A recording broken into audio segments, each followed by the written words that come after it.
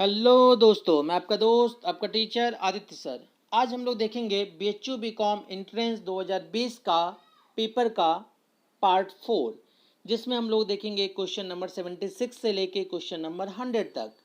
आइए देखते हैं हम लोग क्वेश्चन नंबर 76 क्या कहता है।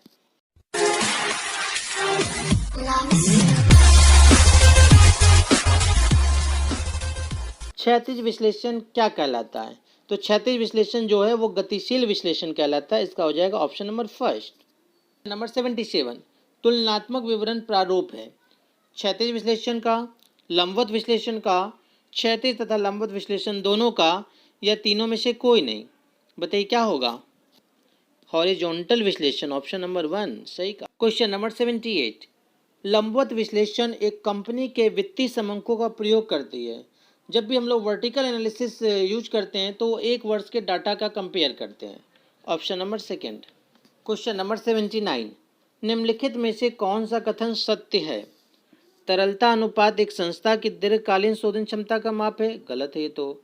शोधन क्षमता अनुपात दीर्घकालीन शोधन क्षमता का भाग है। यही वाला लाइन सही है, ऑप्शन नंबर 2। क्वेश्चन नंबर 80 देखिएगा जरा। चालू अनुपात 2:5 है। चालू दायित्व 25,000 है, तो चालू संपत्ति की राशि क्या होगी? सबसे पहले ये समझिए, चालू अनुपात का फार्मूला पता है क्या होता है? Current assets upon current liability. इसका मतलब है, ध्यान समझिएगा, 2:5 क्वेश्चन में दिया है, तो फार्मूला क्या होता है? Current assets upon current liability. तो पहला जो है वो करेंट एसेट्स है और दूसरा जो है वो करेंट लायबिलिटी है।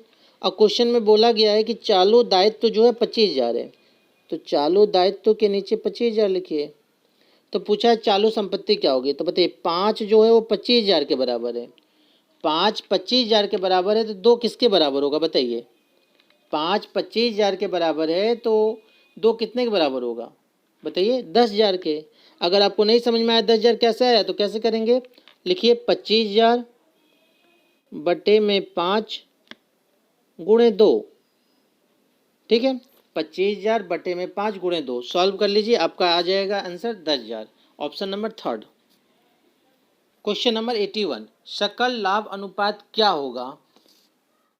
क्या पूछा हमसे? Gross profit ratio. तो सबसे पहले तो आप फार्मूला लिखिए, तुरंत लिखिए। ग्रॉस प्रॉफिट रेशियो क्या होता है? Gross profit ratio equal gross profit upon net cell into 100। क्या फार्मूला बोले? लिखिए तुरंत, gross profit upon net cell into 100। और नेट सेल का मतलब भी लिखिए। नेट सेल्स का मतलब होता है कि सेल्स में से जब सेल्स रिटर्न घटा देते हैं तो नेट सेल आता है। सेल्स में से सेल्स रिटर्न माइनस करेंगे तो क्या आएगा? Net cell. अब क्वेश्चन देखिए आगे क्या लिखता है। ग्रॉस सेल दिया है 7,60,000, सेल्स रिटर्न दिया है 40,000। जरा बताइए, सेल्स 7,60,000 है और सेल्स रिटर्न 40,000 है, दोनों को माइनस करेंगे तो कितना आएगा? 7,20,000। ये हमारा क्या आ गया? Net cell. सेल में से अगर आप सेल्स रिटर्न माइनस करेंगे तो आ जाएगा आपका नेट सेल 7,20,000। ठीक है, आगे देखिए क्या लिखा है। Net profit after interest 40,000। माने नेट प्रॉफिट जो दिया है वो हमारा 40,000 दिया है, लेकिन कब का दिया है ये 40,000? ध्यान समझिएगा, ये जो 40,000 दिया है ये हमारा आफ्टर इंटरेस्ट है, माने इंटरेस्ट पेमेंट करने के बाद। और नेट प्रॉफिट तो आपको पता है कि इनडायरेक्ट एक्सपेंसेस के बाद ही निकालते हैं। और हमसे एक जीपी की ज़रूरत है, तो जीपी ट्रेडिंग अकाउंट में आता है और नेट प्रॉफिट पीएल अकाउंट में आता है। तो आपको उल्टा चलना होगा। उल्टा का मतलब क्या है कि जो जो चीज़ें प्लस होके आया होगा उसको माइनस करना है, और जो जो चीज़ें माइनस होके आया होगा उसको प्लस करना है। तो देखिए वो हमारा माइनस होके आया होगा तो इसको प्लस कर दीजिए 60,000। उसके बाद इंटरेस्ट पेड, ये भी जो हमारा है 20,000, ये माइनस होके आया होगा तो इसको भी ऐड कर दीजिए। तो कितना हो जाएगा बताइए? 40, 60 और 20, 1,20,000। तो 1,20,000 हमारा क्या हो गया? Gross profit. तो फार्मूला आपको हम क्या बताएं? Gross profit. तो 1,20,000 लिखिए ग्रॉस प्रॉफिट में, इंटू 100 लिख लिए। 1,20,000 इंटू 100 अपॉन नेट सेल।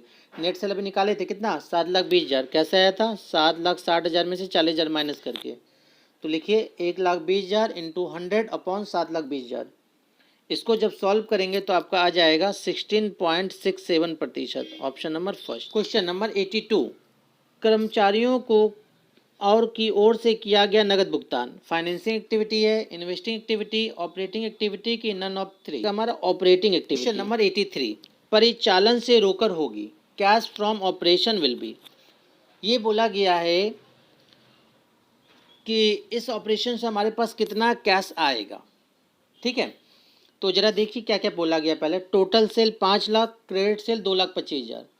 एक काम करिए, जल्दी से पेन का ढक्कन खोलिए और तुरंत लिखिए जो हम बोल रहे हैं, नहीं तो फिर कहेंगे सर समझ में आया नहीं, आप ओरल बता देते हैं, कुछ समझ में ही नहीं आता है। समझिए अच्छे से। टोटल सेल 5 लाख है उस, और क्रेडिट सेल कितना है 2,25,000। यहाँ पे सारा हम लोग कैश का ट्रांजेक्शन देखना है। तो जरा बताइए, टोटल सेल 5 लाख और क्रेडिट सेल 2,25,000, तो इन दोनों को माइनस करेंगे तो क्या आ जाएगा बताइए, कैश सेल। चलिए कॉपी में नोट करिए, cash cell equal 5 lakh minus 2,25,000। लिख लिए। 5 लाख में से 2,25,000 माइनस करिए तो आपका क्या आ जाएगा, 2,75,000।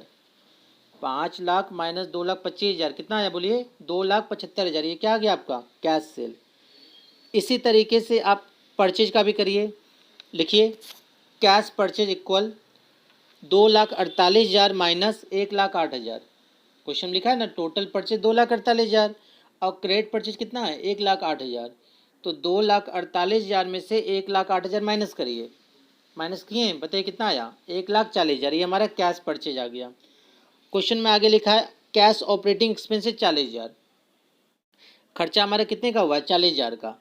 अब जो जो चीज़ें हम बताएं आपको वो चीज़ें समझिए, हम लिख के बता रहे हैं अब आपको। सबसे पहले तो कैश सेल आप लोग कितना निकाले बताइए, बताइए, बोल ही नहीं रहे आप लोग तो। 2,75,000 निकाले हैं ना। और बताइए ज़रा, कैश परचेज कितना निकाले हैं, तो कैश परचेज आप लोग निकाले थे 1,40,000। कितना निकाले थे, 1,40,000। और इसमें हमारा जो खर्चा हो गया, एक्सपेंसेस हो गया 40,000 का, तो 40,000 का हमारा खर्चा हो गया। तो टोटल 1,80,000 रुपया आपके पॉकेट से गया। ठीक है, और आपके पॉकेट में आया कितना, 2,75,000।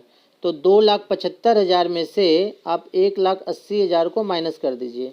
2,75,000 में से क्या करिए, 1,80,000 को माइनस करिए, तो आपका आ जाएगा 95,000। क्लियर है, 2,75,000 में से 1,80,000 को माइनस करेंगे तो 95,000 आएगा। 95,000 देख लीजिए कौन सा ऑप्शन में है, ऑप्शन नंबर 4 में है, तो इसका हो जाएगा ऑप्शन नंबर 4। क्वेश्चन नंबर 84, निम्नलिखित में से कौन सी क्रिया वित्तीय क्रिया से संबंधित है। फिर से वही पूछ दिया, फाइनेंसिंग एक्टिविटी। और ये फाइनेंसिंग एक्टिविटी जो आते हैं वो कैश फ्लो में ही आता है, तो आपको वो वीडियो जरूर देखना होगा, नहीं तो बहुत कन्फ्यूजन हो जाएगा आपको इस क्वेश्चन में। तो देखिए जरा, अधिकार शुल्क से प्राप्त रोकर, ये तो होगा नहीं। अचल संपत्ति से क्रय पर नगद भुगतान, ये भी नहीं होगा। पेमेंट ऑफ डिविडेंड, यही वाला होगा, ऑप्शन नंबर 3। क्वेश्चन नंबर 85, अनुपात का निम्न होना फर्म की अनुकूलता का सूचक होता है, यह किस अनुपात पर लागू होता है, स्कंद आवर्त अनुपात, operating profit ratio, debtor turnover ratio या ऑपरेटिंग रेशियो। तो ऑपरेटिंग रेशियो पर आधारित होता है, ऑप्शन नंबर 4।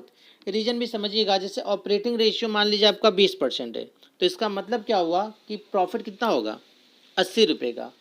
ऑपरेटिंग रेशियो अगर 30 है तो प्रॉफिट कितना होगा, 70। ऑपरेटिंग रेशियो 40 है तो प्रॉफिट कितना होगा, 60।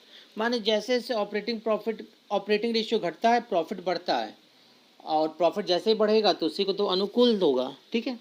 क्वेश्चन नंबर 86, ऋण क्षमता अनुपात उपभाग होता है किसका।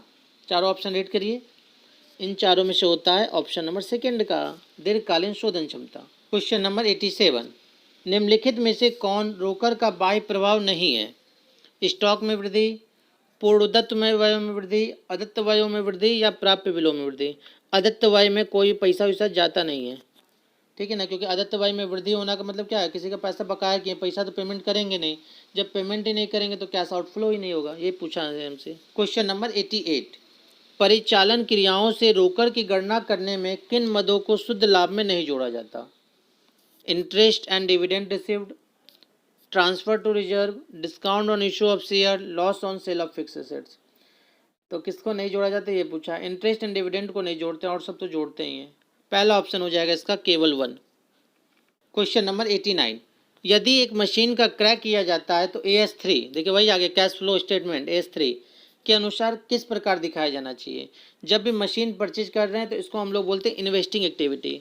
आप एक काम करिएगा, कैश फ्लो का जो वीडियो का लिंक हम दिए हैं उसको जरूर आप देख लीजिए, क्योंकि देखिए कैश फ्लो से कई सारे क्वेश्चन आए थे 2020 में।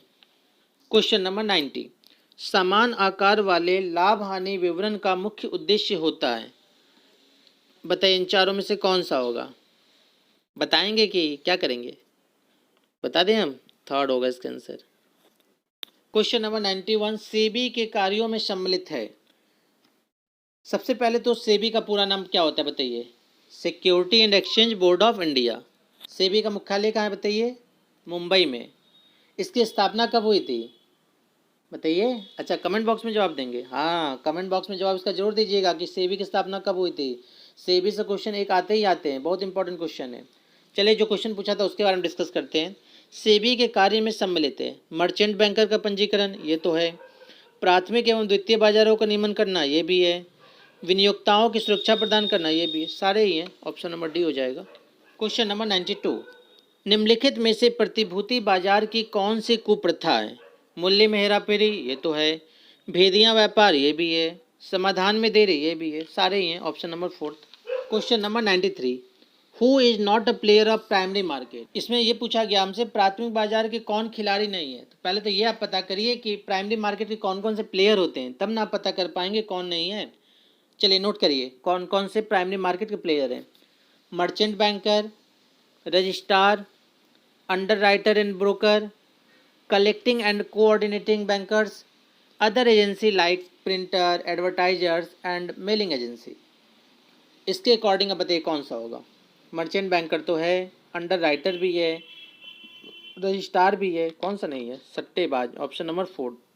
क्वेश्चन नंबर 94, ऋण प्रतिभूतियों के लिए नियामक जारी किए जाते हैं, सेबी के द्वारा किए जाते हैं। सिंपल सा क्वेश्चन।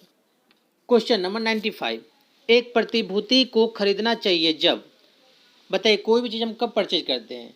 जब उसका वैल्यू जो है, मार्केट वैल्यू पुस्तक मूल्य से कम होता है, तभी तो हमको फ़ायदा होगा ना। अगर कोई मान लीजिए MRP 100 रुपया है और 90 में मार्केट में मिल रहा है तो हम तुरंत परचेज कर लेते हैं। और वही अगर MRP से ज़्यादा में मिलता है तो हमारा घाटा हो जाता है ना। तो ये बोला गया कि प्रतिभूति को कब खरीदना चाहिए? जब बाजार मूल्य इसके पुस्तक मूल्य से क्या हो, कम हो, तभी तो फ़ायदा होगा। Option number 1। क्वेश्चन नंबर 96, किस अधिकतम परिपक्वता अवधि के लिए कॉमर्शियल पेपर जारी किए जाते हैं? समझते हैं। कॉमर्शियल पेपर की जो न्यूनतम मेच्योरिटी अवधि होती है वो 7 दिन। नोट जरूर करिए, इसमें अधिकतम पूछा है और हम आपको बता रहे हैं न्यूनतम अवधि कितने, 7 दिन। और अधिकतम जो होती है वो 1 वर्ष होती है। ये 5 लाख या उसके मल्टीपल में जारी हो सकते हैं। और ये किस तरह का है? ये अनसिक्योर्ड मनी मार्केट इंस्ट्रूमेंट है, ठीक है ना। अनसिक्योर्ड है, ये सिक्योर्ड नहीं होता है। तो इसका आंसर क्या हो जाएगा बताइए? 12 महीने। 1 वर्ष माने 12 महीने होते हैं। क्वेश्चन नंबर 97, कॉमर्शियल पेपर है। अभी हम आपको बताएं 96 में, बताइए क्या होगा? Unsecured, option number 3। Question number 98, जमा प्रमाण पत्र का न्यूनतम मूल्य वर्ग है। समझिएगा, जमा प्रमाण पत्र की न्यूनतम राशि जो होती है वो 1 लाख होनी चाहिए। अर्थात एक अभिदाता से स्वीकार की जाने वाली न्यूनतम जमा राशि 1 लाख से कम नहीं होनी चाहिए। क्वेश्चन नंबर 99, निम्नलिखित में से कौन सा जमा प्रमाण पत्र का लक्षण है? बिक्री योग्यता, ये तो है।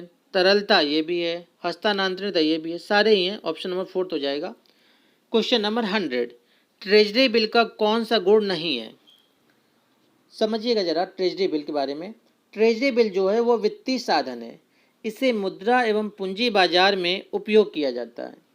यह अतिरिक्त आय और लाभ अर्जित करने के लिए जारी किया जाता है। क्लियर हो गया? अब हमसे क्वेश्चन पूछा गया कि कौन सा गुण नहीं है? सुरक्षा, ये तो है।